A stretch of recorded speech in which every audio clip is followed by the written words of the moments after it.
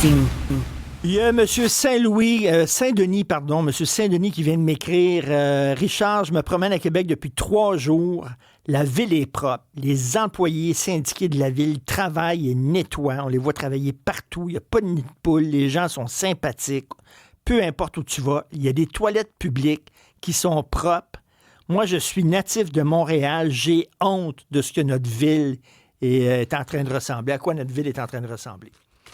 Effectivement, tu vas à Québec souvent, toi? Oui. Stéphanie? Tous les week-ends? C'est vrai que c'est un plaisir d'aller à Québec. Quand tu reviens, c'est la dompe. dompe. On marque la différence. Oui, effectivement. On va parler à Isabelle Huot, docteur en nutrition, que vous connaissez bien, parce qu'il y a une nutritionniste de l'Université Laval qui a dit là, les régimes avec des règles très, très strictes. Là. Tu vas manger soit à 1 heure, puis soit à 2 heures, puis 2 grammes de ça, puis 6 grammes de telle affaire, puis tout ça. Elle dit ça fonctionne pas, c'est trop rigide. Isabelle, est-ce que tu es d'accord? Ouais, ben oui, en fait, bonjour à vous deux. En fait, Salut. Prend une certaine... Salut Stéphanie, ça prend une certaine souplesse. Faut pas être dans un sentiment d'échec. Tu sais, si on a trop... Puis tu sais, on parle beaucoup ces temps-ci du jeûne intermittent. On ne dit pas quoi manger, mais on dit quand manger. Ça aussi, c'est une règle. Tu sais, c'est une règle dans le sens où tu dis, ben là, j'ai faim ce matin, mais je ne peux pas manger. Je vais briser mon jeûne intermittent. Je m'entraîne le soir. J'ai faim à 20h, mais je ne peux pas briser mon jeûne intermittent. Et si tu brises le jeûne ou si tu as un écart par rapport à une règle, quelle qu'elle soit, tu te mets en situation d'échec et tu dis, je suis pas bon, je suis pas bonne, j'y arriverai pas, je vais reprendre du poids. Tu sais, on va donner un exemple. Vous êtes au bureau aujourd'hui, il y a quelqu'un qui arrive qui a fait des biscuits maison. Peut-être, Richard, tu dis, tiens, je vais prendre un biscuit. Après ça, tu dis, oh mon Dieu, j'aurais pas dû, ça va me faire engraisser, ma journée est foutue, ça commence mal, c'est mardi, j'ai déjà pris un biscuit, tant qu'à y être, on va recommencer lundi prochain à faire attention. Tu sais, les gens sont beaucoup dans le tout ou rien. Puis dans l'étude de Simone Lemieux, qui est professeure à l'Université Laval, il y avait 614 individus qui ont été classés en 3 groupes. Ceux qui avaient la plus saine alimentation, c'était des gens qui avaient tous un surplus de poids. Donc, un IMC de plus de 25, 45% étaient obèses, un IMC de plus de 30. Ceux qui avaient l'alimentation la plus saine, qui avaient moins de syndrome métabolique, 20% des sujets qui avaient un IMC moyen plus faible, un IMC quand même somme toute élevé, là on parle d'un IMC de 29, ben ils mangeaient mieux, mais il y avait aucun aliment interdit. Il y avait certaines règles, mais qui suivaient pas toujours. Le principe est le suivant, d'avoir un certain cadre alimentaire, de dire, ben regarde, on sait qu'il faut manger des fruits puis des légumes, on sait que les légumineuses, c'est intéressant, on sait que le poisson, c'est intéressant. Ces gens-là se disaient aussi, c'est correct de déborder puis d'aller souper au resto, de manger un dessert de temps en temps, sans culpabilité. Ce sont ces gens-là qui avaient le poids moyen le plus faible. Sinon, le groupe qu'elle a appelé Simone Lemieux, les sans soucis, n'avait aucune règle. Eux autres, je mange ce que je veux, quand ça me tente, je me préoccupe aucunement de mon poids, aucunement de la nutrition.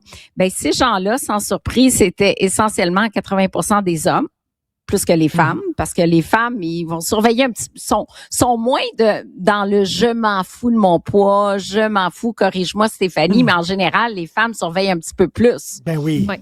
Mais oui.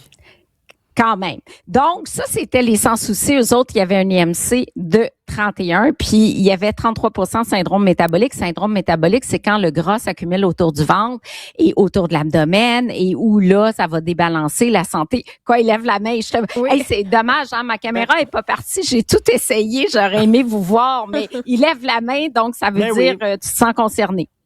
Ben oui, moi, je m'en fous de... Je sais ce qu'il faut faire. Mais tu sais, moi, c'est le vin, le pain, les pastas. Voilà, c'est ce que tu préfères. Oui. C'est ce que je préfère dans le monde, le vin, le pain, les pastas.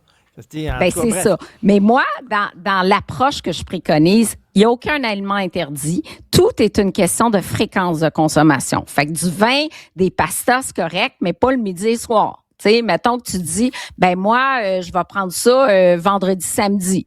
Après ça, Pas de sentiment d'échec. Mettons, tu dis, ah, mon Dieu, je n'ai mangé plus de fois cette semaine parce que ça me tentait, parce que il pleut naturellement quand le moral est un petit peu plus bas. On a naturellement tendance à vouloir davantage de glucides. Hein. Faut comprendre, ça élève la sérotonine en circulation, neurotransmetteur du bien-être. Donc, quand on a des périodes plus de stress, plus de fatigue, quand on dort moins, il y a tellement de facteurs qui influencent nos envies alimentaires.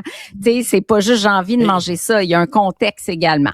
Et Isabelle, comme on dit, là, à force de creuser sa faim, on finit par tomber dedans aussi. Stéphanie. Ben oui. Mais ce que je comprends, oui, Isa, c'est que dans le fond, notre pire ennemi dans tout ça, c'est clairement nos émotions. Tu sais, c'est le fait qu'on s'en veut, c'est le fait qu'on se sent coupable, c'est le fait qu'on a l'impression de ne pas avoir réussi, qu'on n'est pas fier de soi-même. Puis c'est ça qui vient jouer finalement sur la balance. Oh, quel jeu de mots. Et ben, c'est si bien dit, mais c'est exactement ça. Donc, faut pas se sentir coupable. On enlève la culpabilité. On le fait avec bienveillance. On a des écarts. C'est correct. Ça arrive à tout le monde. Ça m'arrive aussi, comme toi, de manger les pâtes, le vino. J'adore le vin comme toi, le fromage. C'est correct de se faire plaisir. L'alimentation, c'est une belle relation sociale qu'on a également avec les aliments, avec les gens avec qui on partage le repas. Mais ça veut pas dire de manger comme les gens qui étaient sans souci que ce docteur Lemieux les a appelés. C'est pas vrai qu'on mange n'importe quoi, n'importe quand, puis qu'on se fout de tout. Parce qu'en quelque part, il reste que les principes de la saine alimentation, c'est pas ça. Parce que quand je t'entends dire il faut pas se sentir coupable, moi, je me sens jamais coupable. Et le résultat ben, est ça. là, malheureusement. Mais toi, t'es dans le sans souci. C'est ça. Toi, t'es Isabelle, sais-tu qu'est-ce que je mange ce soir? Des pastilles et du vin. C'est ça qui est à la maison. Bon, ben écoute, c'est correct. C'est le fun de se faire plaisir de temps en temps, sauf moi, je me fais tout le temps plaisir. C'est ça le problème. Oui, c'est ça. T'es vraiment dans la catégorie des je m'en fous, là. Exactement. Oui. Je fais attention. Merci, Isabelle Huard. Merci à vous deux. Bye.